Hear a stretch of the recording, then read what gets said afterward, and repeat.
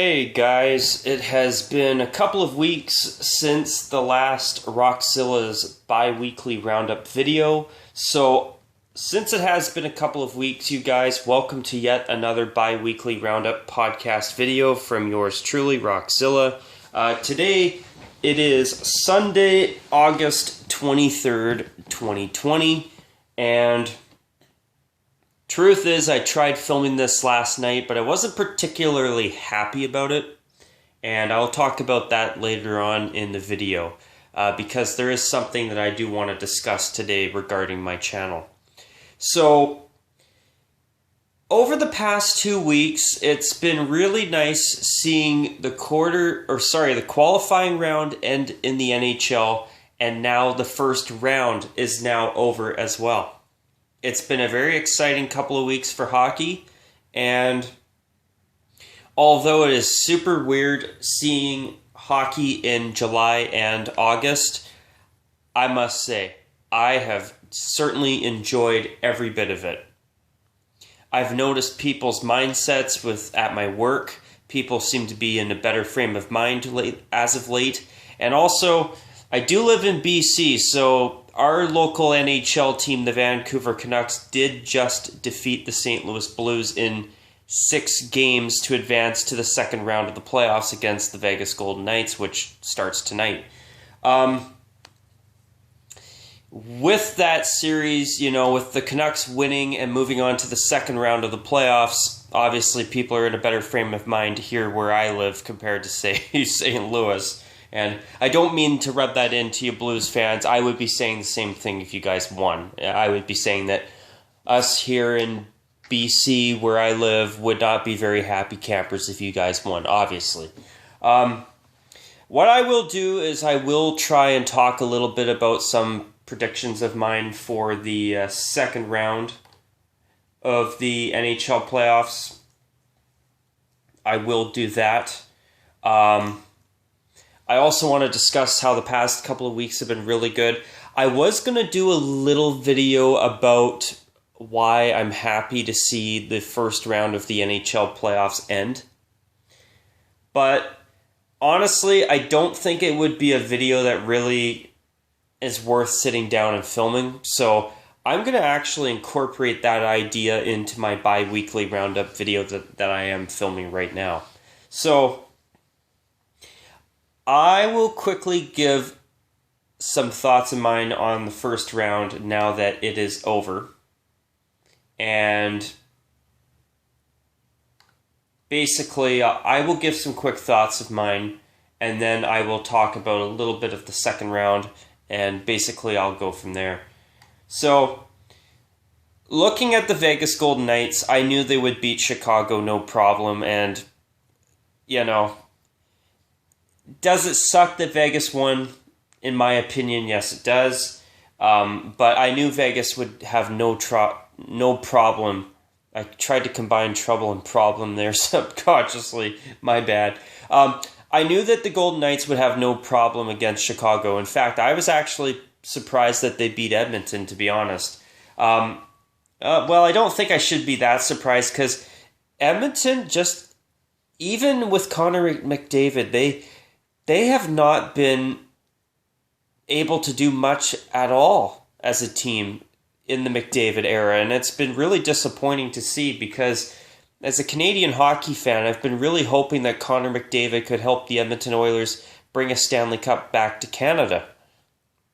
But, unfortunately, they haven't been able to do a damn thing except win a series in the 2016-17 playoffs. That's it. And, yeah, I mean, perhaps it's a little bit of karma for getting rid of your royal blue uniforms, Edmonton. Maybe it's time for you to read the writing on the wall. Make the Oilers royal blue again. And yes, I thought I'd get that in there. I'm sick of the Oilers wearing orange. Now, as for Arizona and Colorado, I was really surprised at how badly Colorado spanked the Coyotes in their final 2 games. Both games were blowouts. And I don't know what happened to Arizona there. but they just completely fell apart. I expected Colorado to win, but I didn't expect them to absolutely pulverize the Coyotes in the final 2 games like they did. The Stars in Calgary, the Flames fell apart. They completely fell apart in the end, and it sucks. I wanted to see Calgary win. I was really looking forward to possibly seeing at least a couple of Canadian teams in the second round. I honestly felt that the Flames could beat Dallas, but they didn't. And Dallas was the better team, but Calgary sucked. They sucked, and it was very unfortunate. Now, as for the Blues and Canucks, truth is, I predicted St. Louis to win. And once Ryan O'Reilly and Alex Pietrangelo started to get things going in games 3 and 4, the Blues looked like their Stanley Cup winning selves again. Or like the team that won the Cup a year ago. But then, even at the end, by game 6, the Blues fell apart and the Canucks were able to persevere. And I was shocked that Vancouver beat the Blues. But, I must say I was impressed. And good on the Canucks for pulling that off. That was an upset. Now, as for the Flyers and the Canadiens, I knew that Philadelphia would win. When I look at the depth of Philadelphia compared to Montreal, I couldn't see Montreal beating Philadelphia, and it was really unfortunate because I would have loved to have seen Montreal perform that upset. Now, as for Tampa and Columbus, I am actually impressed that Tampa Bay was able to rebound against Columbus with a 4-1 series win. I mean, the sweep last year was embarrassing if you're a Lightning fan. But I do think that they definitely, at least from my perspective, have written a wrong by defeating the Blue Jackets in 5 games the following season. That if they would have lost to Columbus again in the first round, the Tampa Bay Lightning would be having some very serious problems as far as I'm concerned. So it's going to be interesting to see how Tampa does now that they finally got that monkey off their back and that weight off their shoulders. So as for the Islanders spanking the Capitals in 5 games, well, I shouldn't really call it a spanking, but the fact that the Islanders were able to beat the Capitals in 5 games, if you're a Caps fan, I do think you should be concerned. The Washington Capitals, in my opinion, for a team that just won the Stanley Cup 2 years ago, should have been able to do better. But they didn't. And now they're done. It's the second straight playoffs in a row that the Capitals have been knocked out in the first round. Maybe it's time for a change or two. I know their coach was fired today, and I don't blame Washington for wanting to fire their coach. That team did not play worth a damn in the playoffs this year, as far as I'm concerned. Now, as for Boston and Carolina, I was 50-50 on that at first, but I kind of I was leaning more towards Boston winning. I was kind of figuring that Boston would defeat Carolina. And I was surprised that they beat them in 5 games because I figured that series would have gone at least 6 games. So that was a surprise for me. But now as for the second round, I'll share my second round predictions and then I'll talk about something else that I was going to do. Why I'm happy that the first round and qualifiers are over. So with Vegas and Vancouver, the Canucks defeating the Blues in 6 games was an amazing surprise in my biased opinion, of course. But do I see the Canucks beating Vegas? I think that the Canucks have absolutely no chance against the Golden Knights. They are a far better team, in my opinion. So, it's going to be fun to watch Vancouver try and keep up with the Golden Knights, but in my opinion, they would be lucky to win 2 games in that series. They would be lucky. I think the Golden Knights, if they don't sweep the Canucks, they beat them in 5. No problem. And if they get to 6 or 7 games, Vegas still is the better team in my opinion. As for the Flyers and the Islanders, I don't really know how that series will go. I think it's 50-50. Both teams are pretty damn good right now, and it could go either way. So, I could see Philadelphia squeaking it out against the Islanders. That's my prediction, but I very well could be wrong.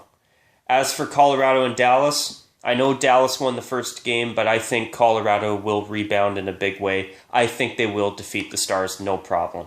And as for Boston and Tampa Bay, I actually am thinking that now that Tampa Bay got that massive weight off their chest and wrote the wrong of last season's embarrassing 4-0 series sweep to the Columbus Blue Jackets that they lost to them, I think that Tampa may just have enough momentum to beat Boston. I could very well be wrong, but I do think that I predict that Tampa Bay can beat Boston in 6 or 7 games. Now, if I'm wrong, I'm wrong. And I very well could be, but those are my predictions. So, in the East, I predict a Tampa-Philadelphia final. And in the West, I certainly am predicting a Vegas-Colorado Western final. And I'm honestly predicting right now that the Golden Knights will win it all. I think they will. They seem to have... I think this very well could be their year. They looked really, really good against Chicago, and I don't know, I got a hunch that they go all the way and win the Cup this year. Only 3 years into their existence. So, if they win the Cup this year, you got to give them credit where it's due. They've been in the NHL for 3 seasons now, and they haven't even missed the playoffs once. I mean, if that isn't worthy of some type of acknowledgement, I sure as hell don't know what is. So, now what I'm going to do is I'm going to share what I was actually planning on doing a video for, and that's why I'm happy the qualifying round and the first round are both over. So, the reason that I'm happy that the qualifiers and the first round are both over now is because instead of 24 teams in the bubbles of both Edmonton and Toronto respectively, now we only have a third of the teams left. 8 teams. That's it. And in my opinion, that is a really good thing because the less people that are in these bubbles, the more likely that we are going to see the NHL successfully complete their postseason without a COVID outbreak. And that, in my opinion, is huge.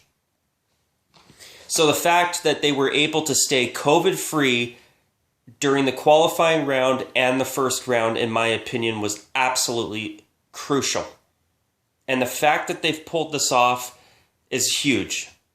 Now, the fact that we now only have a third of the teams that were in the 24-team bracket left, that is a huge reduction in the amount of people and players and staff and etc.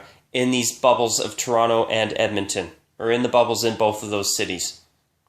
So the less people there are, the lower the risk of COVID-19 transmission. And that is huge. So, when 8 teams become 4 teams, the odds of completing, somehow salvaging a 2019-20 season are even that much better. And that's amazing. So remember, even though it's been great so far, all it takes is one COVID outbreak or one COVID case in a bubble to create a lot of problems. And hopefully they are going to be able to pull this off. This would be huge. Now, as for the NBA, I haven't paid attention to the NBA, to be honest. I have only been following the hockey. I haven't even been watching baseball or Major League Soccer. Ever since the NHL started up again, I haven't been watching anything but the NHL. Now, if the Canadian Football League would have had a 2020 season, you can be assured that on my days off, whenever I'd have a chance, I would certainly be watching CFL games if I could, But unfortunately, that didn't happen. and the CFL did cancel their 2020 season this week, in fact. So I don't blame the CFL for that. I understand why they felt it was right, and hopefully in 2021 they will be able to start up again. Fingers crossed on that. In Major League Baseball, it's been great to see that there's, so far, I apologize if I haven't been keeping up, but so far I haven't been hearing too many, or at least as many rumblings about COVID-19 in Major League Baseball right now. So that's very, very good. And they are already about almost halfway through their season. Their shortened 60-game season. So that's really good. And hopefully Major League Baseball will be able to have a postseason and be able to complete the season. And once they complete the season, it will be a lot easier for them to stay COVID-free. Because instead of having 30 teams playing all at the same time, you will only have, I believe, actually, did they expand the postseason for the 2020 shortened season? I think they might have. I don't know. Yeah, I think Major League Baseball slightly expanded their postseason. So I'm not sure how that's going to work. I haven't done my research on that, and I apologize in advance, folks. But with that, though, once we get into the baseball playoffs, their chances of successfully completing a 2020 campaign of some sort will be much improved. And as for Major League Soccer, I have not seen it on my TV since the season resumed, and I don't know. I haven't really been that inclined to sit down and watch it in the past since it started up, and I haven't seen it on my guide when I've been home from work, so I don't know. I don't know. I'm not really a big soccer guy, but if there was, I looked on my guide today on my TV and I did not see any MLS games scheduled. So if it's not on and there's NHL on, especially if there's any time there's hockey on instead, I'm going to jump to that before I obviously jump to anything else because hockey's my favorite sport. Also, what was I going to say? Speaking of baseball, I finally had a chance to see the Blue Jays powder blue uniform, and I really, really like it. I'm a fan. I think it actually looks really good. And, you know, the only thing that I do think was a little bit of a missed opportunity, I wish they would have put their retro crest on the powder blue jersey. Left everything the same, but put the retro crest on the front instead of their regular crest. Because I don't know about you, but I find it kind of weird that they have, it doesn't look right seeing a logo that's royal blue and navy blue on a powder blue jersey. On a powder and I believe navy blue jersey. The royal blue looks out of place on their current logo. So if they put the retro logo on the front, I think that would have looked amazing. But as I say that though, that uniform is still very nice. And speaking of baseball, I can't get over how wrong it is for that Nike logo to be on the front chest of their jerseys.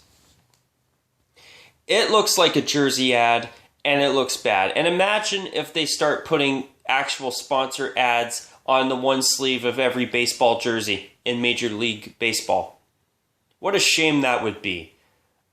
Dear Major League Baseball, you've been having decreasing TV numbers, you've had decreasing attendance numbers in recent years. You know, I think something that would be wise would be to not alienate your fans and to not piss them off any further. And I already hear there's been some rule changes that a lot of fans are not impressed with and not happy with in terms of baseball. So if you really want to add some salt to the wound, you go right ahead and put a jersey ad on your sleeves of your jerseys. But I'm telling you now, Major League Baseball, you might be eventually getting to a point where you get a dose of karma, and it's not going to be in your favor either. You know, I don't think you want to be frustrating your fans any more than you already have, from what I gather, in the past 6 months to the past year. So, you know, if you're smart, in my opinion, a good first step would be to take that Nike logo, put it back on the sleeves, put the baseball jersey manufacturer logo back on the sleeves of your jerseys, like it was with Majestic, and leave it there. And I think that that would be a good small first step towards righting some wrongs and to be improving your relations with your fans. I mean, I know there's been multiple rule changes in, at least for the 2020 season, that fans are not too happy with. That's what I've heard. I think one of those rules, if I'm not mistaken, is in extra innings, having a runner start at second base. I mean, why not just leave it alone the way that it has been for so long? I don't know. That's my opinion on it. And another thing, what a nice change to see the Padres in brown again. I wish that they would have never gone away from brown whatsoever. It's about time the Padres have their own unique color scheme again. And those Oakland Athletics Kelly green jerseys are beautiful. And it's really cool seeing that the Athletics have been embracing them lately. They look really good. I love the color. I mean, as I say that though, I'm torn up with Oakland though. I feel that their dark green and gold jerseys are actually really good as well. But when I see the Kelly green, I like it that much more. It's just such a beautiful jersey. And that's also something that pisses me off too, eh? Seeing that Nike logo on the front of some absolute gorgeous jerseys. It just does not look right. It just does not look good either. So anything else that I want to say? Now, in terms of my channel, this is where I'm going to end off on this bi-weekly Roundup video. So, as of right now, I am evaluating the future of the Roundup videos on a month-by-month basis. I'm actually waiting to see how the restart or the start of the 2020-21 NFL season goes. And if they are able to get a few weeks in without COVID-19 or any outbreaks of the coronavirus, well, COVID-19, coronavirus, same thing. But I'm going to wait and basically play it by ear and see how the NFL's start to their season goes. And if I find that things go smoothly, as early as the end of next month, I may start to revert back to my weekly Roundup format again instead of a video every 2 weeks. Now, odds are if things go well, I probably will start reverting back to a weekly format for these videos by the end of next month. But if they don't, I may keep it at bi-weekly roundups for at least another month through in October. But I'm hoping that we're not going to have to stick with the current format. I'm hoping to revert back to weekly videos as early as the latter half of next month.